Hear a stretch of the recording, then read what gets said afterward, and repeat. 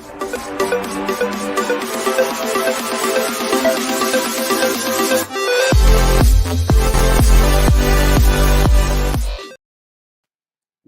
are live. All right, guys. It is Friday. TGIF. Welcome to the Keeper's Corner, episode 74. I want to say 74. 74, because last week was 73, which was an amazing year. It was also our mega giveaway episode, and boy, did we have a good time. I have a new webcam, and I'm still not using it, so I'm just going to get that out of the way right.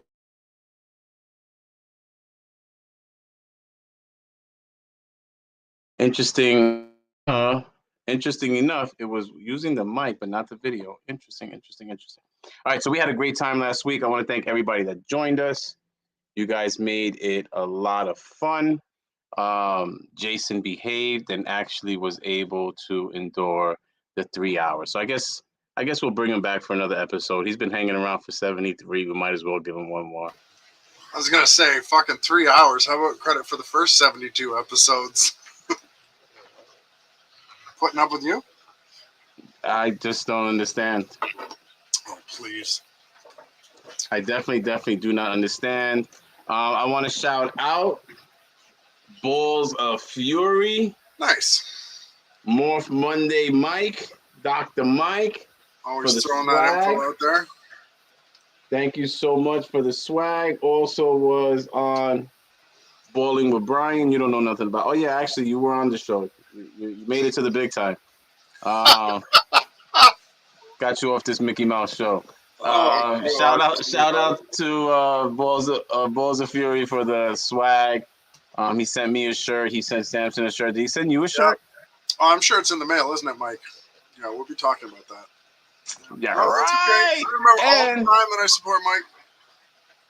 And I got my stickers. So huge shout out. Thank you to all you guys that are here nice and early, as you can see. Send you stickers?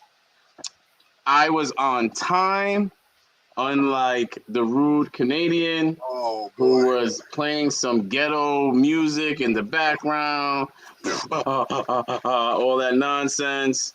And if he would watch a real show like yesterday's Bowling with Brian, he would have, number one, noticed the bomb that John's Profera dropped on me when he pulled out for his last snake a freaking zebra. Okay. Well, pulled out the bomb. See, John and I talked, so John had already showed me that zebra. I'm kind of surprised that he held that off until, but then again, knowing how John feels about you, I'm not surprised. Well played, John. Yeah, well, I'll be with John on Sunday, and you won't. So, how you like that? John has to do charity work. What do you want? Okay. And, yeah, do you have these by any chance? Do you have these? Do you? Sorry, what? Wait, looks kind of old. Yeah, OG, classic. You can't get these, buddy. So you're still on the old school. Okay. You're absolutely right. OG, classic. Update your shit, Grandpa. Oh, you mean like with this? You mean like that? Oh, you mean like that? Oh, yeah, that's right. Because I got the OG and the new buck style. But I got the OG. You can't get your hands on these, all right? You can't get your hands on those, all right? All right, guys. So we have another week with a Canadian invasion. As you know, this is the Keeper's Corner, where we join forces with our northern neighbors, and we intersect Canadian reptile adventures in Samson Snakeatorium. And once every 30-something weeks, Jason actually gets another Canadian breeder to join us because no one likes him up there. Okay. Now, when Jason sent me this I'm going to call him a gentleman because he's nothing like Jason. When he sent me his video, I was so impressed right off the bat. So you know what? How about we just bring him out, let him introduce himself. What's up, fellow keepers? How you guys doing? Can you all hear me okay? I can hear you fine. Who cares about Excellent. So, unfortunately, I can hear Jason. Let me just mute him. Go ahead. Oh, I muted you instead of Jason. Oh. Major fail. That's fine, man. So, name is Bubba with the Acorn Collection.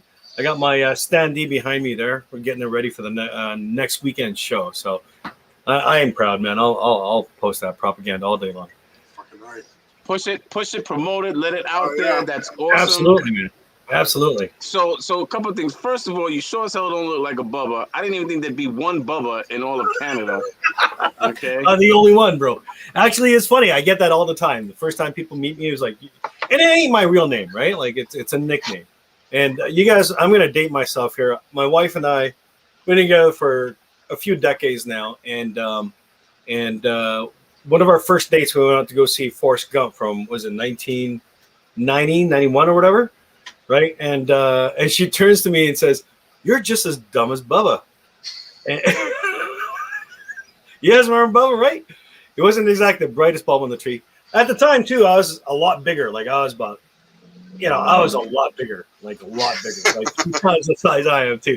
So like, at the time, it fit perfectly. Like, I mean, I was like a big boy. Like, those, you guys do barbecue with like Smokies, the big German bratwurst Smokies, right? So I had a few of those on the back of my head. And a hot summer day, they were busting out like they were the Smokies on your barbecue grill. Like I was a big boy. So when she came to me, she says, "You look like Bubba. You're just as dumb as Bubba," and it's stuck, and it's been that way for 30 plus years, man. Wow. So you were named after Bubba. So you had to throw some shrimp on the Barbie there, One of my favorite foods, man, is shrimp. Okay, so that's awesome. Now, before we get into a day in the life, how did you come across? I mean, I know you use the acronym TAC, and it's TAC Serpents, or the Acorn Collection Serpents. What is this, the Acorn Collection? What's that all about? It's kind of a twofold. Like I've had reptiles since 1988. Right, one of my very first animals was a wild caught, tick-ridden ball python. I purchased from a pet store. And back then, the only things you could buy were wild caughts. Like there were no captive bred animals in any genre, right? So, and named that one Atlas, and kind of played with corn snakes and rat snakes for about 15 years, and then just kind of started getting into ball pythons. And one of the first ball pythons I ever got was just a normal, which I suspect had pied. Never really bred them, and I named them Acorn. And ever since then, I mean, we all start with one, right? Right, so you get one, and it becomes a collection. And the second fold to that is that, when we were looking for a company tag name, we were like, what are we going to come up with? And it was like, well, what about, just naming after Acorn, your first snake? And I thought that's great. And then when you really dig deeper, like, everyone, especially new hobbyists that come to us to pick up their very first snake, and you see that business grow, and you see their hobby grow and their passion grow. And it's just like an acorn. Like an acorn, I don't know if you guys know this, is the seed pod to the most massive, stoic, strongest trees in the world. Right? I knew that. There you go, right? He's a dumbass. He's a dumbass. He didn't know that. So I thought it was a really good play, and I thought it was a really good concept. And it was a bit different, not too many people will call their collection a straight up collection. So we kind of stuck with it, and a lot of people said it was kind of catchy, and yeah. And my wife ultimately was the one that decided it. She's a big role in the whole thing. She's not a physical role in cleaning the snakes, but I mean, I'll tell you right now, that woman's my rock, man. So that's awesome. I just, speaking of wives, and that's awesome to hear. I get no support at all, but I just want to correct again, Forest Pythons. Let the spousal abuse begin. There's no spousal abuse. I already told you guys, Jason is a bad one-night stand that just wouldn't leave. Okay, there goes my snake wife. That's my snake wife right there. Okay, matter of fact, I have your package from Jason because he's jealous and he tries to sweeten you up. But yeah, no spousal abuse here. So that's awesome that you have your wife help. How does you said she's a big part of it. You've been doing this for a while. How does she play a role? Jason doesn't talk much. Oh no, that's cool, man. Oh my lord! Just busy in the background promoting here. Don't mind me. Well, my wife is kind of like the silent partner, right? She does a lot of things. She's kind of the balance in the whole hobby to be honest. Like she's not down here, and I call myself basement breeder Bubba because I'm proud to have a basement full of animals. Like I really am. Like some people hide at the fact that they got their snake room in the basement, bro. That's how it's done, right? So my wife, she doesn't come down here very much. She's actually not an addicted person like I am when it comes to the reptiles. She comes down. She's got a couple of her favorites, and that's it. But she does three very important things. Number one, she grounds me when I get excited. You know what I'm talking about? Like you got friends that say, "Hey man, I just hack shot this collection. Check this shit out." And you're like, "Oh my god, can I have that one? Can I have that one?" So my wife kind of grounds me. She's a really good decision maker. Because we live well. We eat well. We got a nice home and all that stuff. But if I handled the money, okay, we'd be in a 2-bedroom apartment with my 2 kids. All 4 of us would sleep in 1 bedroom. The other room would be animals, and we'd be eating mac and cheese every day, 3 times a day, right? So she grounds me. She grounds me because I give her all the revenue from the business because I know me, right? Like I know me, Smart. Right? And when I was in sales, Bubba, when I was in sales, I trained my salespeople to always, whenever there was a husband-wife dynamic, to speak with the wife, because 90% of the time the wife handled the finances. Absolutely, bro. Okay, so we have this myth where we think the man runs the show. Real men know the wife runs the show. Okay. Otherwise, just like you said, we're eating macaroni and cheese every night, sleeping in a basement. You'd be a real basement Bubba breeder. But bro, man, I'd have a 1.2 Grail in my stockade right now. It'd be warm though. So that's awesome. But she doesn't clean the tubs, right? So give us a date. You look like you have a pretty nice size collection. Do you mind sharing how big your collection is and what's encompassed in this collection? Because it's not just ball pythons. No, we've actually I've and I say we, like I know I 90% of the time I'm down here on my own, but I still will say we because my wife, my kids are a big part of this business because they're the biggest supporters I've got. But we used to be up at about 250 animals at one time, and for a lot of breeders, that's about the mainstay. They're the average. We've really honed everything down, and I've been able to kind of to really lock myself down to about a half dozen projects. We've got about altogether, last count, probably about 70 breeders, including males. Nice. And and it's been tough, man. Like, what do I let go? Where, and like, who do I give them to? Like, because it's a big issue of trust when you raise these things up from their hatchlings and stuff, right? So, we also do the 3 big Bs, which is ball pythons, boas, and bloods. And we were gonna try false water cobras for a bit, but I didn't find that I was passionate about it. I mean, they're amazing animals. Don't get me wrong. I wish I could keep them. I wish there was a plan for them in the 10-year program that we've got, but and it's tough. And I've just gotten a deposit on the pair actually. So, I want to keep them, but again, looking at a 10-year project, and we can touch base about that later. But yeah, so 70 animals would be about it. And on a day-to-day basis, I do a deep clean 2 to 3 times a week. I try to do Monday, Wednesdays, and Fridays. Usually I'm hungover on Wednesday mornings from a Tuesday binge. So I kind of skip Wednesday because I know I'm going to hit them on Friday anyway. And then I do, you get down to your snake room, you smell a little bit of whatever, and you do a spot check, right? So you do a spot check and clean that. Whatever, right? And then and that's it. So pardon me for a second because I have a short train memory. We can all figure out why. You say 70 breeders. Are we talking about ball pythons right now? Or are we talking about boas? No, that's all encompassed. That's everything. Okay. Yeah, so and I mean, granted, we've only got 4 boas in the collection and 6 bloods, and the balance of that is both. It's fair to say that the majority, then, you're talking 60 animals, are ball pythons. Yeah, in terms of breeders. So that's still a substantial amount of breeding females to handle every year. Now, of those 60 females that you're breeding every year, how many are producing clutches for you? Well, it depends on the girl. On average, I mean, we're just on average. I always calculate it at 30%. Okay, so right? We've talked about this before. I've usually said around 40 to 50% is what I find. If you throw everything at them, that's without using ultrasounds and just everybody pairs.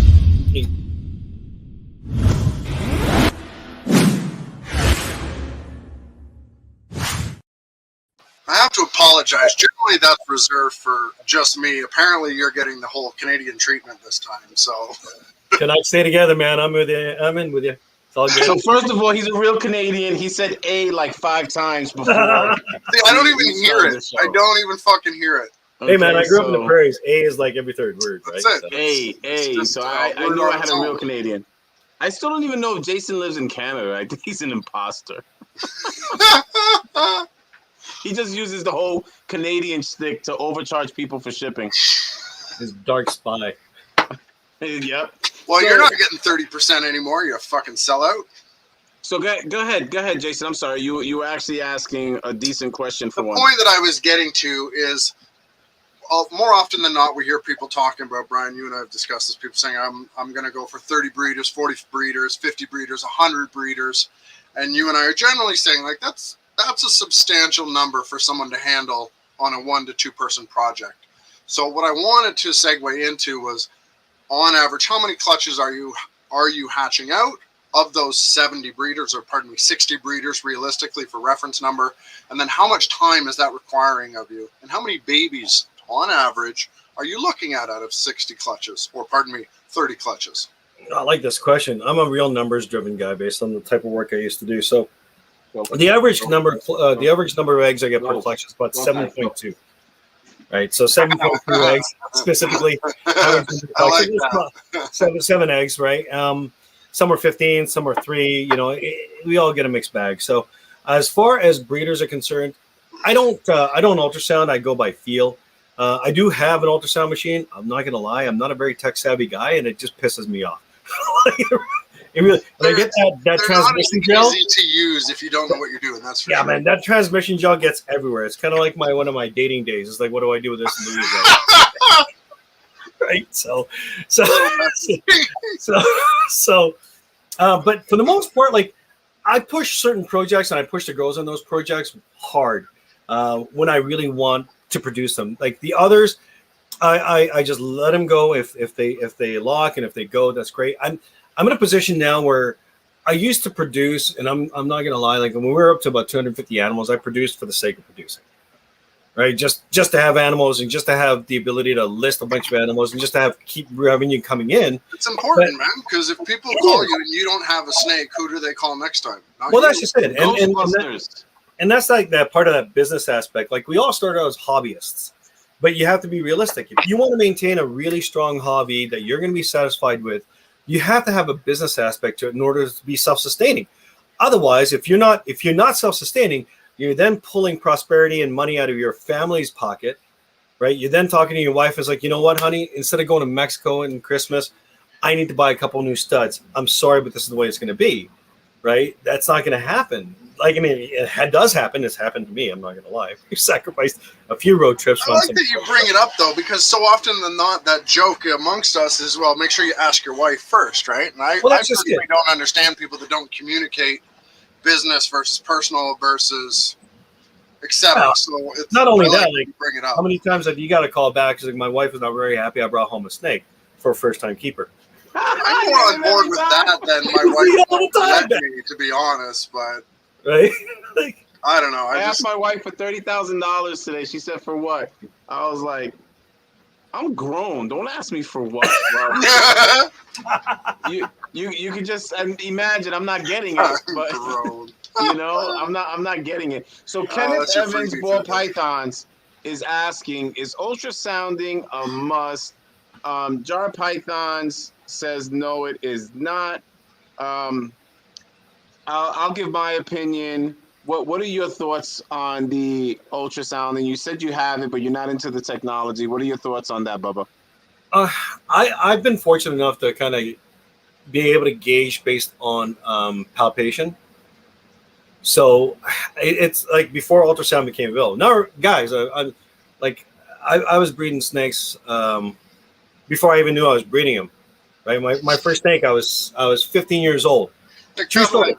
The true story. The wild caught I talked about earlier was Atlas. Turned out to be like, you know, a girl. And my family, my parents took me back to their home country, which is the Philippines, for 6 weeks. So I gave my snake to another dude who had another ball python. Well, I didn't bring him my cage. He just threw it in there. And when we got back, my snake would need for a couple months, and I just didn't know what the hell was going on. Next thing you know, these eggs popped out. And I'm not going to lie to you, in memory, I don't know if it was if they were slugs or not. All I did was I called up my farmer friend. He says, just put your desk lamp on top of it, put it in a box, and flip them every day. Like, okay, just like chicken eggs, because he was a farmer, right? So I had no idea.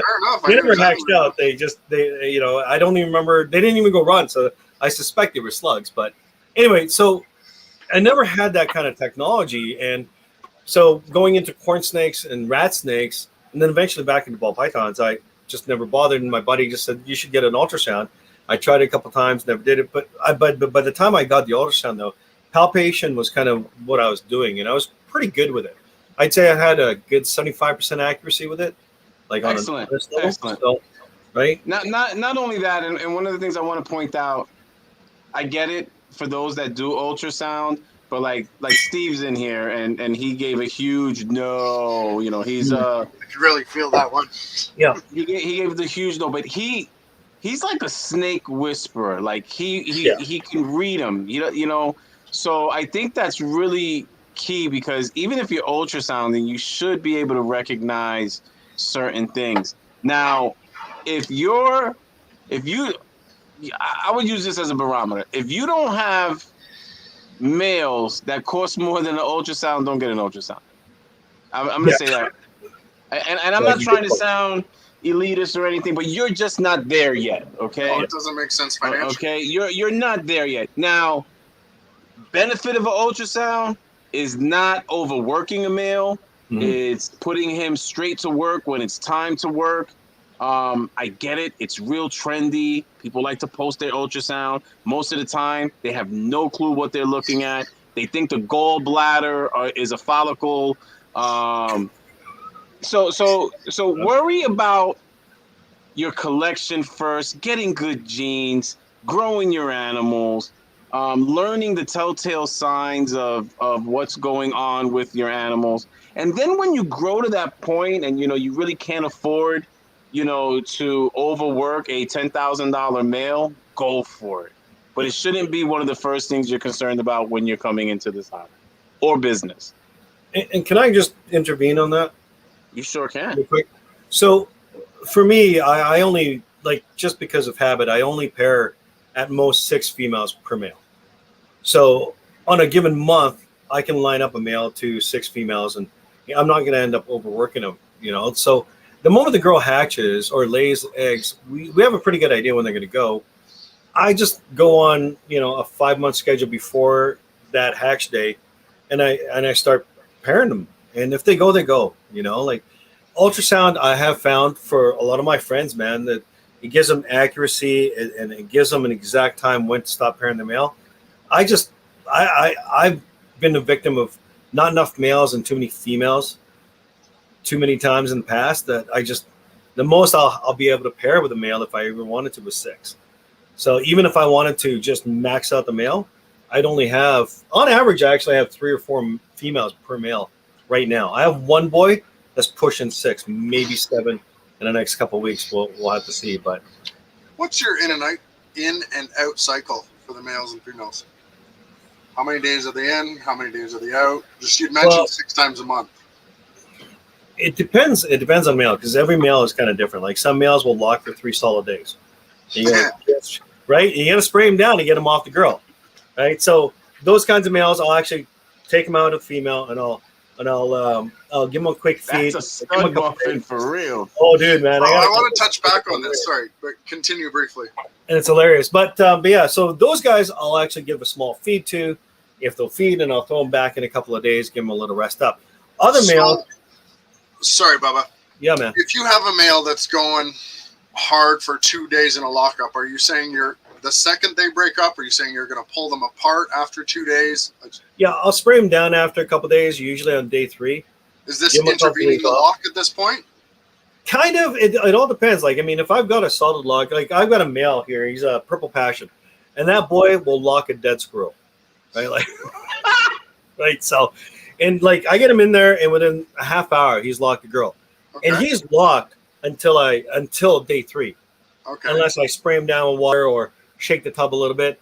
So I understand what you mean by like, but if I see a solid lock for a good 12, 24 hours, man, I'm thinking that like that's plenty. I'll let them ride for a couple of days. And I'm certainly not questioning it. I mean, I like the fact that you're being so open about this and engaging with it, because there's a lot of times where I know the males you're talking about where I will go to pull. I usually 3 days in, 3 days out.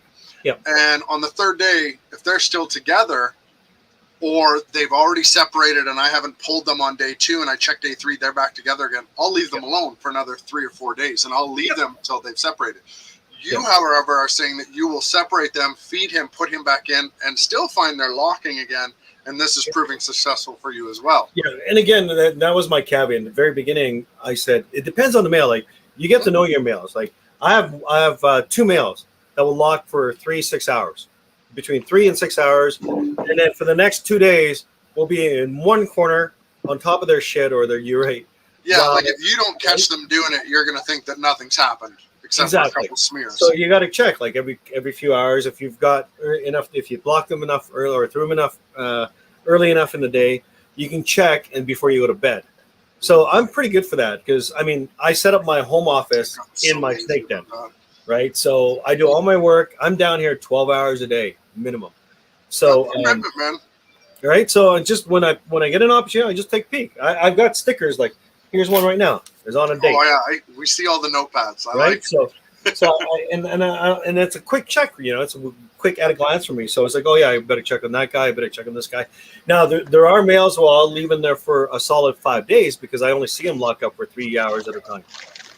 Right. So every single male is kind of. I don't really have a hard ass rule. My hard ass rule used to be like 3 days with one female, give them a day off, feed them, put them in for another 3 days, and that's my 7-day run. Then that way I can get, you know, up to 8 girls locked up if I need to over the course of a month. I like that. You're one of the first people we've had on here that's talked about whose schedule has varied that much from the norm. Usually I do a 7-day cycle, 3 days on, 3 days off, and let's face it, some days things happen, you forget, they're longer, etc. And that works out to 4 in a month, and that's what I calculate for. If I'm on point, I can get 4 females bred per month. I like what you're saying, and I'm certainly going to look into that in the future because you've essentially doubled productivity without pushing the limits per se. Without pushing the limits, right? But the guy's done. The guy's done. So, Steve, I like what you're saying in there. That I fully am with you on that. The glow before they go. That's something I picked up from Mark Mandic about females ovulating. I have a female that I was kind of wondering where she was going. I opened up the bin and her color was 3 shades lighter. And okay, I know what's up now. So thank you for pointing that out, man. 100%. You do get to know your animals. It's the same as people that work with dogs for any period of time. You know when you can go in the backyard and you know when you can't go in the backyard. And that just comes with handling an animal and getting to know it. So. And that's all relative to the size of your collection too, right? Like 100%. It's about numbers, right? At the end of the day. Yeah. When we had 250 animals, man, I went through so many sticky pads in the course of a week. Right? So Golden Strike Python says once they glow and you haven't paired at the right time, your clutch can be ruined, all slugs. But with the ultrasound, there is no guessing. I know exactly when to put the male in.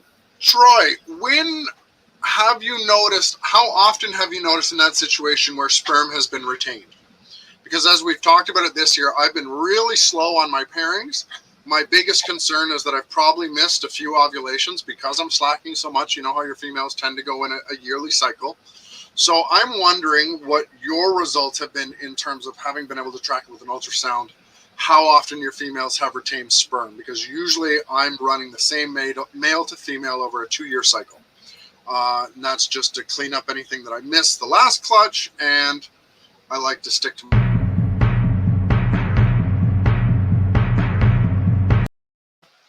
anytime you want to hit me up with that information. That was a word. That was a word from our sponsor. I also want to give a quick shout out to Monster Morse. Out of how many, Troy? He sent us a couple of T-shirts. That's so awesome, and stickers. And when I say us, I'm talking about Samson and I. Obviously, he didn't say anything for Jason. Fuck you. Okay. Troy, I appreciate the info. Send it to me, please. Monster Morphs and Hardwire Exotics gave Samson the coolest shout out on their YouTube channel. So I want to just shout out Monster Morphs. Thank you so much for the swag. Really, really appreciate that.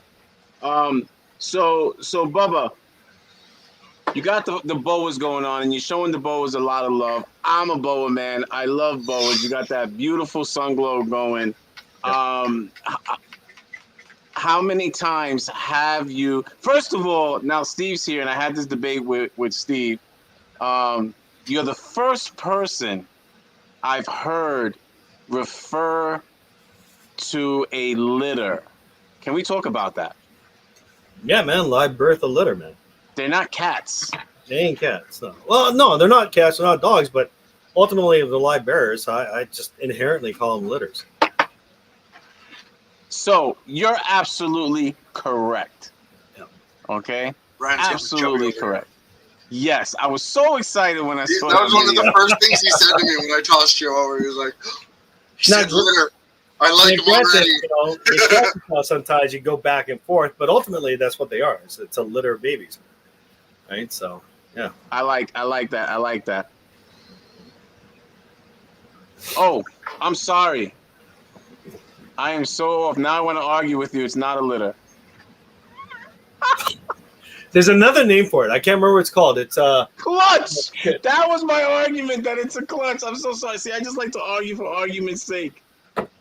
What? Now that's it. Now you want to know something? Technically, it's not a live birth because they're like stuff is going on. They inside. still have their little sack around them when they're right. out. Yeah. And a litter is a mammal, and it's usually up to 8 animals. So now I'm going to argue the other way, and it's a clutch, not a litter. So I take it all back. That's it. I don't want you to show Dr. Mike says you stole my shirt. Who did? He's just saying that he wasn't paying the shipping to Canada. I don't think so. I'm just pointing out. Oh, they're in eggs inside the belly. Notice how he just ignores, eh? Yeah. Now I'm going to push that even further. Look at the word brood. There you go. What's going on, Joey? Thanks for joining us. I like that. I've actually had people. This is a very interesting topic, and it's something that I guess we can continue to discuss and debate. Yeah. T-Ball says that Bubba's the man with the plan. So far, it seems like that. He also gives out really, really good vibes. If you are not following the Acorn Collection _ Serpents on Instagram, make sure you give them a follow. His link is in the video description below. Make sure you are following him. He's a cool Canadian, unlike my co-host. Don't worry, bro. We stick together, man. I get you, brother. In fact, speaking of stick together, during the process of promoting, we had a lot of people commenting. I will put money on this with any of you. Jesus Christ, I'm trying to pay the guy. I will put money on this with any of you, okay? With any of you. If you want, let's discuss the terms. Gambling is illegal, so we're not going to gamble. We're going to donate it to our favorite charity. My favorite charity just happens to be Samson's Snakeatorium. But let's do it, all right? DM me. We can pick some charities, and I'm willing to debate.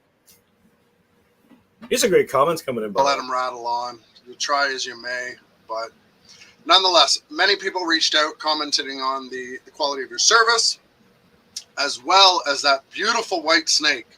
Please discuss this with us. Share this. Oh my God! People want to know. So we're gonna rewind back a few seasons, like a lot of seasons actually. Let's face it, a lot of us got into the trade because of the bell. Agreed? We all. 100%. I mean, when you saw the very first bell you laid your freaking eyes on, you were like, "Holy shit! What the hell is that?" Right? Yep. Beautiful, pure, elegant, and you know, and we're renowned actually. The Acorn Collection is renowned for a couple of things. Lock what you love, our tagline, our slogan, right? Don't follow anybody else. Lock what you love, right? And our bell production. I like it. Yeah, it's a good saying, man, because it keeps me grounded. It keeps me honed in on, like, let's face it. We open up our Instagram every morning. By the way, guys, I go on tangents like you wouldn't believe.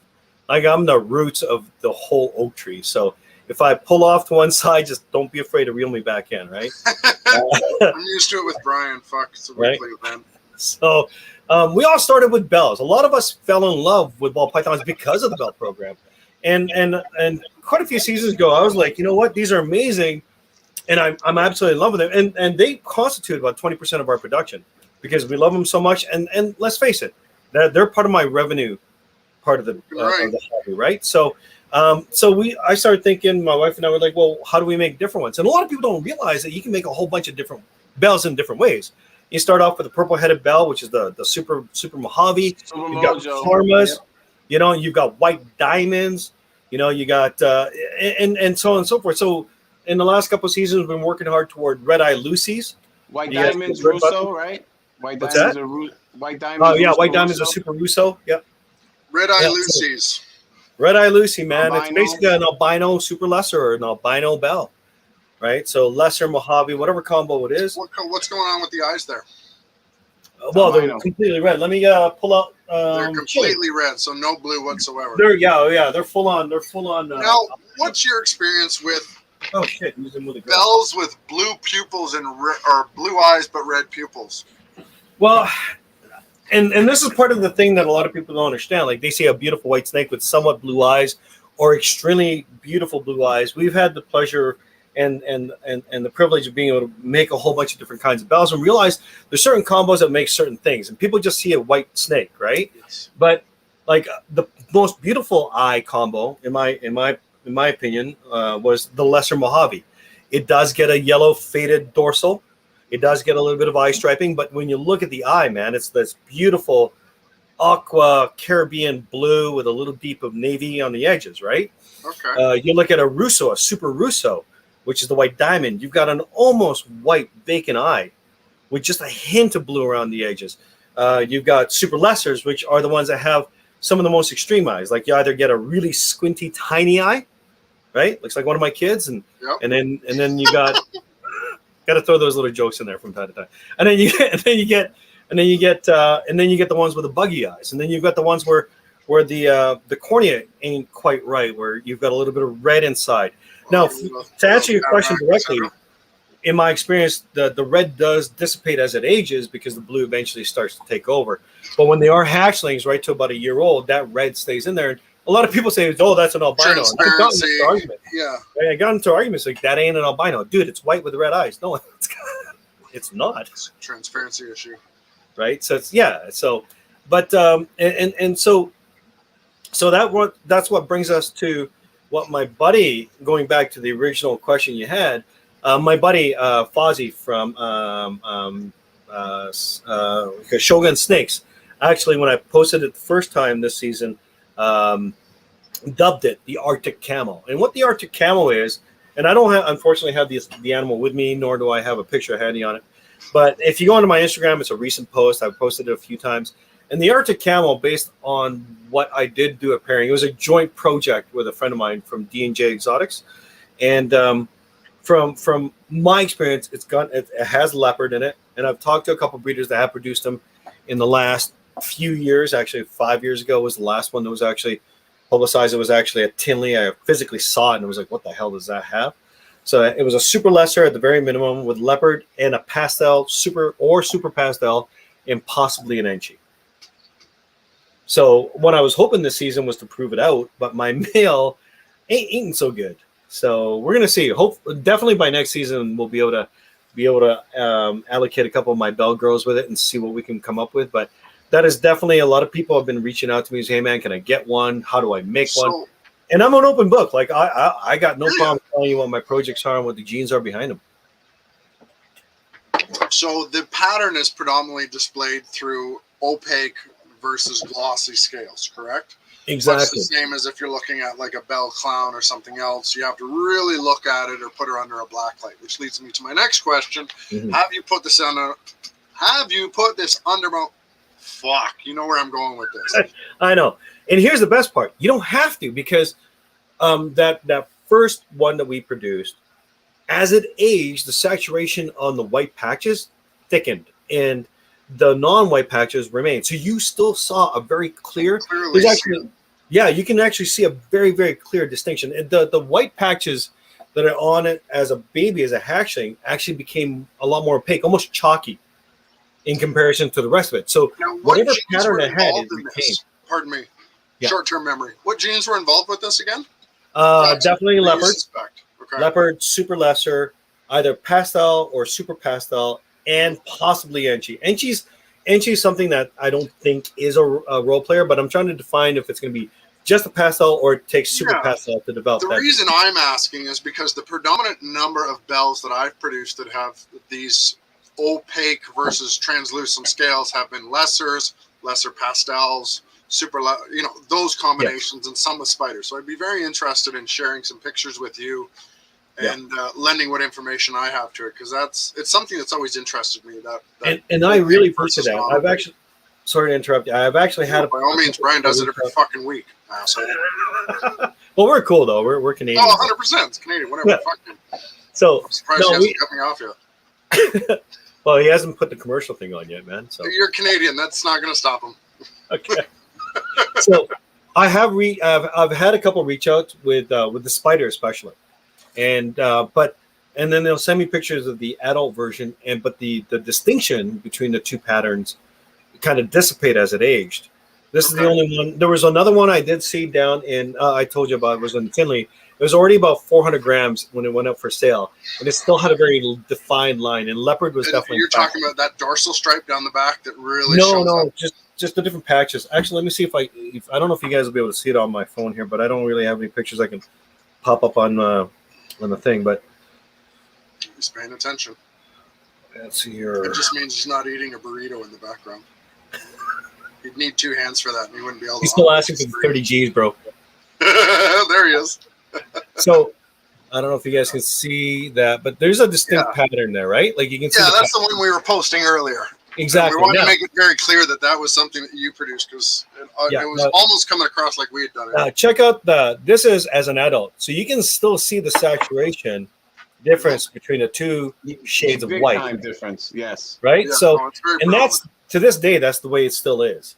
So the only thing that I've seen come close to it definitely had leopard as a factor. So I could definitely see where the leopard has played into it, based on my experiences with lesser pastel and spider.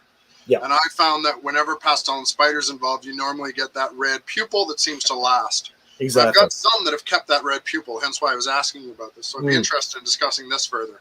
And obviously enough, they all kept their wobble. So one would assume that that's spider in there. That's spider would be in there. Really. But again, I'm just hypothesizing. What's going on, Mary? I put Steve on timeout for agreeing with Kimberly. That's all I have to say. He's on a timeout for 5 minutes. Steve, he's got your shirt, man. Yeah, and he's on a timeout. Timeout for 5 minutes. So again, unlike Jason, you do shows. So you're like a cool Canadian. What do you mean I do show? Like I show the snakes, or I show? Setting up for he's talking about expos. A reptile expo? Oh yeah. I'm not. I get off on it. It just there's so much passion that you just want to bleed it out to everybody, and sometimes I mean it's good and bad. Like you end up in a 15-minute conversation with someone I ain't gonna buy, but you still got to get it out. Right? Yeah, but you never know who they're going to talk to or when they're going to come back, right? That's that fucking Canadian salesmanship. Yeah, that's true. You give them all you can, man. And that's true passion for the hobby, though, right? So, 100%, man. More and more, I'm finding that clients are being derived from conversations that I've had a year ago. Things that you completely wrote off as you're just talking shop with people, and they remember that passion, they remember that dedication, and they come back. So for those of you out there wondering how to, really stand out, just treat your customers right. Yeah, and can I go further on that? Of course you can. I don't know how much time we've got tonight, so Brian, one of the things that kind of always changed my mindset when I talk to people, because let's face it, we've all been there. We've been frustrated by at the end of a 3-day conversation. Oh shit! Okay, great. This is my wife or my girlfriend, or oh man, I don't have space, and So, but going further, there's one thing that always kind of switched or flipped the switch for me when I talk to my clients, and it's just that word. I refer to every single person that comes to me for either advice without talking about investing in any animal that we produce, or people that have purchased animals from me before.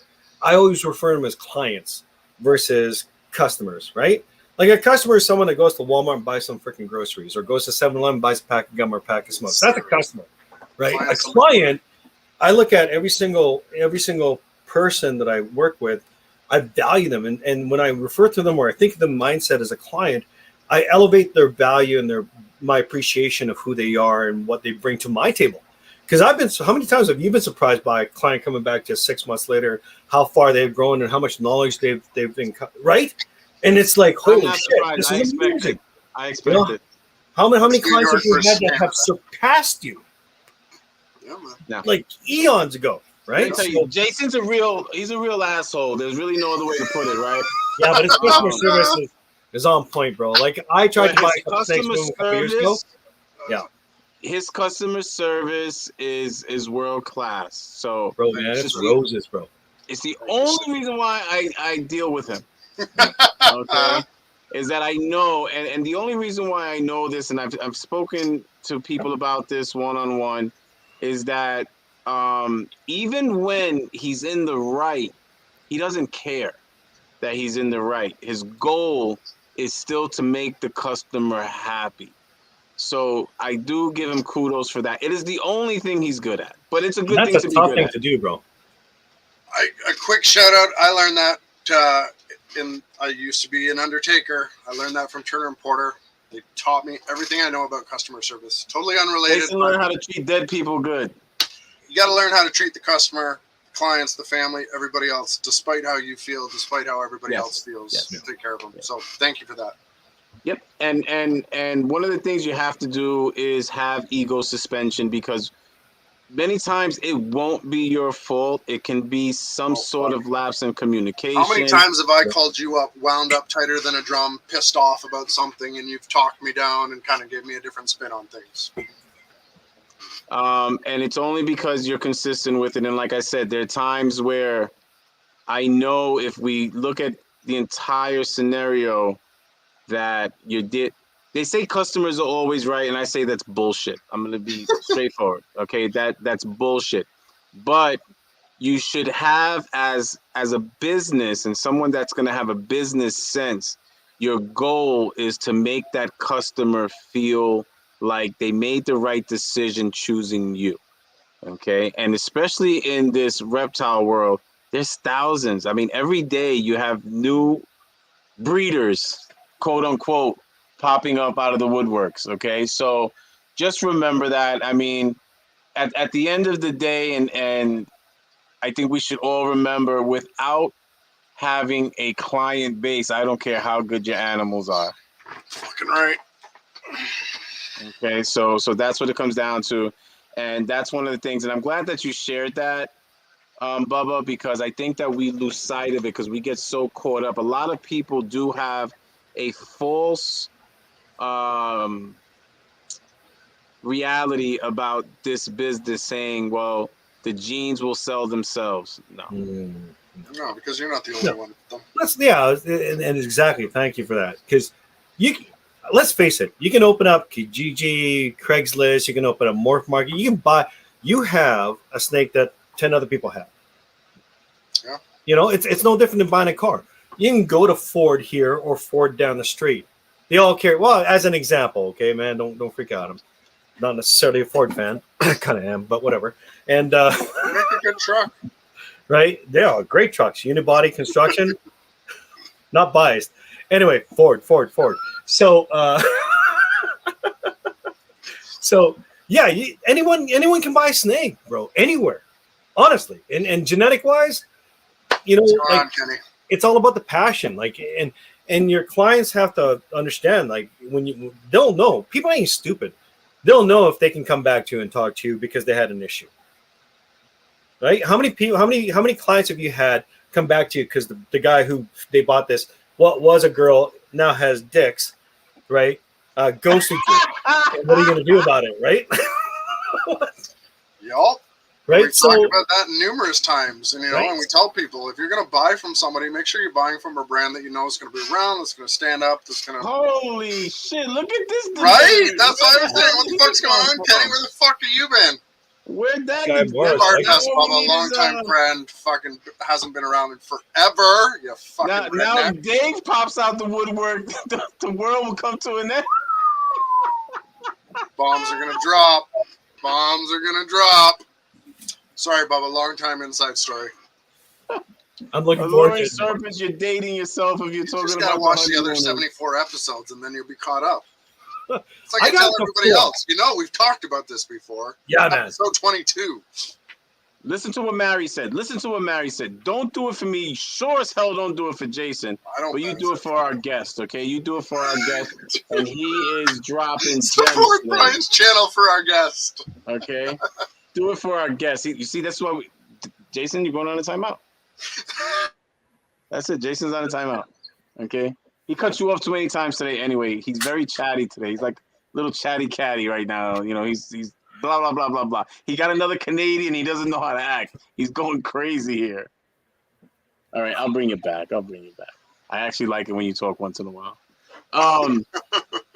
Okay, so what is a day in the life? What is a day in the life? You said you spent 12 hours there. Everybody does not have that luxury. Well, I spend 12 hours here voluntarily because, as I mentioned, I do work from home for work. So 7 to 8 hours, I'm here anyway, right? And then the 2 hours in the morning, I come down to check on the animals. I'm not gonna lie. I mean, I play with them. And then 2 hours after work, I'm watching YouTube videos on other snake guys, and then that's where the 12 hours. Right. So ultimately, if I were really to lock myself down, it'd be 8 hours. And it's only because I am privileged enough so I can set up my workstation in my snake den. Right. And it's awesome. Like, one of the real reasons why I got into snakes is because they're so grounding. You know, a lot of people are, I myself, I'm not shy to talk about this. I suffer from a lot of anxiety as a kid. And that's why I got into snakes, man. When you have a shitty day, all you got to do is pick up one of your noodles, man. You're like, and I'm not talking about the main noodle, right? I'm talking about like noodles, like your pet snake. I don't mind picking up that one either, but it's all right. Once in a while, right? So, but yeah, man, just pick up a snake. If you're having a shitty day, like you had a fight with your wife or your boss or whatever the case may be, man, you pick up a snake and it's so grounding. And here's the thing, like, and call me weird when I say this, but your snake picks up your vibes. You ever notice when you're having a shitty, tense moment and you pick up a snake, they're tense. They're really wound up and they'll wrap around you and all that stuff. And then when you start to relax, that's when they relax. It's just a mirror, man. You can bounce that shit off them. And all they want is your body heat. Animal instincts. Right? Yep. That's it, man. I 100% agree with you. I was running a government operation. And then when we got hit with the pandemic, we started working remotely. I never enjoyed the job so much. I never enjoyed it because literally I'm on conference calls and I'm checking emails and I have one snake in one hand and then you put it back and one of the things I've always mentioned, I have a show on Wednesdays called What's in Your Cup, and we started that show to discuss mental health and mental health issues. And one of the things that I believe, definitely Jason, and especially everybody that's in this chat, all these misfits over here that join me on Wednesday morning at 7 a.m. I don't fucking join you on Wednesdays. Shameless plug. Well, I'm not talking about you. I haven't even watched the show yet. And I'm not talking about you. You're getting muted again. Okay. So the whole point is that I strongly believe anyone and everyone that's in our community has some sort of mental issue. Normal people do not have dozens and dozens to hundreds of snakes, okay? Right? So true. It's so true, man. So we all have our own thing going on. Yeah. And the fact and the reality is, I know people, I have a few people that are without any shame and will say it, that these snakes saved their lives, whether they had a drug addiction, a gambling addiction, and many other ailments, anxiety, depression. And I 100% agree. You can have the worst day, and we don't have hundreds of snakes, but we do have over 100 snakes. And there's days that it's just there's that one snake that I have to see. That one snake, like it's not just grab any random snake. It's this one I have to hold today, or it's this one I have to hold today. So I 100% agree, and I think a lot of people can relate to that. Yeah, and you know what? You don't have to hold them for hours, man. Sometimes all it needs a minute. You know what I mean? Yep. And that kind of goes back to our philosophy is to lock what you love. Because if you're locking stuff you don't love, bro, Like in my opinion, and I've come down from like a 250 animal collection down to like 70, right? And it took a lot to like what do I give up? And it's like, well, what don't you love? Like you like it a lot, but what don't you love? Keep the shit you love. So that way I can open up any one of these bins. Like I breed to a point where I could keep anything I make. Right. I'm privileged enough to be at that position. But honestly, like if you don't love what you're doing, man, like you can, like, it takes a minute. Just pick up something, anything, just randomly open up a bin and just, if you love it, man, you're going to love it. For that 60 seconds you give it, 60 seconds you give yourself. But yeah, man, I'm totally there. And I have so many clients that the reason why they've joined me along this journey is because it does ground them. It does provide them that sanctity. Think about it. They don't talk back. Dude, ever. They never talk back. I got this one boa that'll talk back the moment you crack her enclosure open. But, yeah. Right. But, yeah.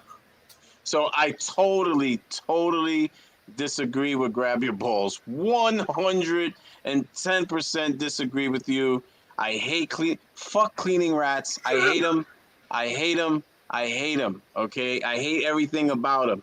But I will say, guys, after all these years, I actually touched a few hundred. I'm gonna do it, and I grabbed every single one of them by the tail, the ASFs, and moved them by hand because using the tongs just takes too long. And my other option was to just dump the tubs into a clean tub and start over. So I actually did it. So snake hissing is not talking back. Okay. Gosh, we have so much to teach these guys. I always say it, Bubba. We have the best viewers. I never said we have the most intelligent ones, but they are the best. Okay? Oh, wow. Oh, damn. I just joined that company too. Shit. See, these guys got snakes that talk to them. They're doing some serious drugs, man. They're doing some serious drugs. Ship some over to Canada, bro. Whatever that is you're smoking. Put it in the teddy bear and send it. Oh boy, here we go. Lindsay's gonna start having a freaking. I gotta keep the pressure on you, man. If that's a shameless plug of the Frenchie, then so be it. So that's why am I scared? I am scared of handling rats because they're rats. I'm from New York City. We don't play with rats in New York City. No, I got your back on that one, man. Has anyone ever been bit by an ASF, man? Those things are savage, man. I'd rather get bit by 100 snakes in the same finger than one rat. Or even just a regular Norwegian rat, man. Take 10 bites for the... I'll take 10, 20 bites from a Norwegian rat over one pissed off ASF mom. I haven't taken an angry ASF bite. I find they're much more timid compared to the rats. To the bone, man, and they don't let go. Really? No. Well, it's the best way to describe it is like honeybee is a rat. Hornet, yellow jacket, that's an ASF. Really? Right? A honeybee gets this thing you once and then dies. Right? A yellow jacket will just keep sticking it in you until you smack it. And that's an ASF all day long. I breed ASF, don't get me wrong.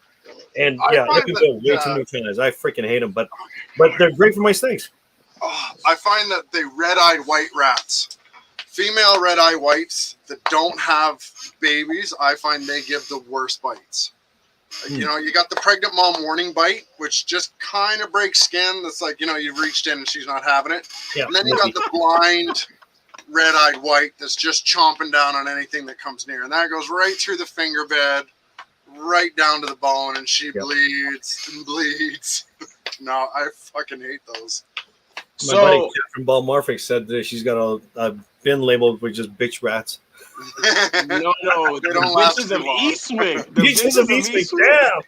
Rocking out your merch, honey. Check it out, Balmorphic. You guys got to check her out, man. She's got some amazing animals.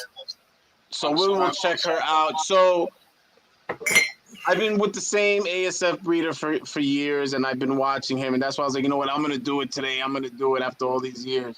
But I don't think he's ever been bitten, but he understands the ASF. Like, don't come over them, towering over them. No. Come from in front of them. He doesn't put his hands down like this. He puts in a closed fist. Yeah. Okay. He comes in slowly until they receive him. If they're standing up and they're in that defensive mode, let them settle down first. So just like any other animal, you have to read their body language. I don't I found hold them mine long are so enough. docile. Who?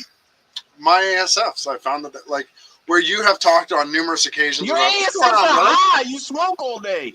Not in there, I don't. But in all honesty, I mean, you've commented many times how they just kind of go down without a fight, and that's been my impression. They kind of stand there and they wait for it. I've never been bit by any of them going in. Now, I don't have the same experience you do with ASFs. I've only got a couple hundred, and it's only been less than a year I've been working with them. But I find I can pick up the moms, I can pick up the babies, as long as I'm slow, consistent with my movements. I don't kill any in front of each other. You know, they go away and then they quietly disappear. And But that's to a certain interesting that you're degree, saying that. I agree with you on that. Like if I approach them properly and they're like down on their fours and their babies are in the back of the bin, I can actually take the back of my finger and rub them on the head. Yeah. And they're totally fine. But the moment you reach for the babies, man, on cleaning day, Really? oh, that's Note to self. I will not be doing that. It's game I don't over. want to find out. Yeah. So I have not. I've always used tongs. I'm not even gonna lie, but I really haven't had overly aggressive ASF. Now, when I say that they're little monsters, I'm talking about the cannibalism I've experienced and stuff like that. But actual like human aggression, I haven't experienced that. Chewing through tubs and making my life miserable for 3 days, I've dealt with that. But the actual aggression, I haven't. And it may have to do with breeding. It may have to do with breeding, right? Because if you don't have, 100%. if you're not passing on that aggressiveness in the genes, maybe that's what he's done well. You know, Same and as the chewers, same thing. right? Yeah. Chewers. Yeah, get rid of the chewers. Kill them. Get rid of the chewers. As a matter of fact, you kind of got to get rid of the whole tub. Yes, I agree. Because they teach others. They teach. I give That's them how one they chance. learn, right? I bounce to a new tub. I give everybody one chance. After that, unless I catch the chewer specifically, he'll go. I'll give everybody in the bin one more chance. If there's another chew out, everybody's got to go. See ya. Yeah. Yeah, it's too expensive. So let me tell you, that's one thing. These things are smart. They are. There's these bastards Pointing are smart. at each other. They got shirts on that said he did it. They are extremely, extremely smart. All right, so we have a really, really serious question. You have shared a lot of good information today, but what everyone really, really wants to know is don't fucking KY let or me down, Vaseline. Bubba. Don't. Come on, dude. You're old school. Don't. Yeah, I am, but it also depends on the bitch, man. We're gonna get canceled. And he's been married for decades, guys. He's been married for decades. So what are we doing? You got to make a decision. All right, I'm going to go Vaseline, bro, because I'm like 80s bull. That's what I'm talking about. Old school. Yeah. Respect your elders. That doesn't dry out. Man. I still use Vaseline when I probe my bitches. Oh, man. We've been hurting for a win for a while, but we needed that one bad. Yeah, definitely haven't had. I'd just like to point out the quality of the Vaseline supporters. Just gonna throw that out there. It's always right. You know. And if you have questions,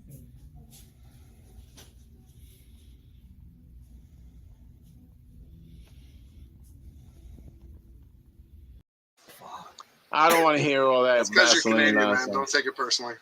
It's okay. It's Just not watch a the good movie. loser. Yeah. So, just watch the movie Porky's. Bubba, I was expecting this from you. I'm gonna be honest. So, Nocturnal Obsession Exotic says, "Spit is old school." Okay, that's what so again. We have had two guests, man. How have we not been contacted about this yet? We have had two guests that just said like that was their answer. Oh boy. So, I just want to say that it's been a pleasure having you join us today. We'll definitely welcome you back. And matter of fact, I'll probably have you on like a real show. Bowling with Brian on Thursday so we can see some of your animals. And we get rid of the other guy. He just messes up the show. We get rid of him. Now, don't forget, he did find me, man. Us Canadian bros, we stick together. See? So even Even a broken clock is right twice a day. Oh boy. Okay. So he's His my favorite. broken clock. Because this is like the second Can't time let in me get 74 up too high episodes he's done without well. knocking out my pillar. Well, Okay. well, in return, I'm humbled by the invitation for today. Thank you so much Awesome, for having me man. on Thank the you for show, man. joining This us. is one of the best shows I've seen, man.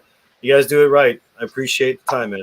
Really do. Thanks, brother. We Well, try. time is the greatest gift you can give anyone, and we appreciate your gift of time. Thank you so Oh, yeah. much. Thank you. And to all you misfits, thank you guys for joining us. I hope you guys have a great Friday. Thank God it's Friday. Enjoy the rest of your weekends. And I agree, Bubba was fantastic.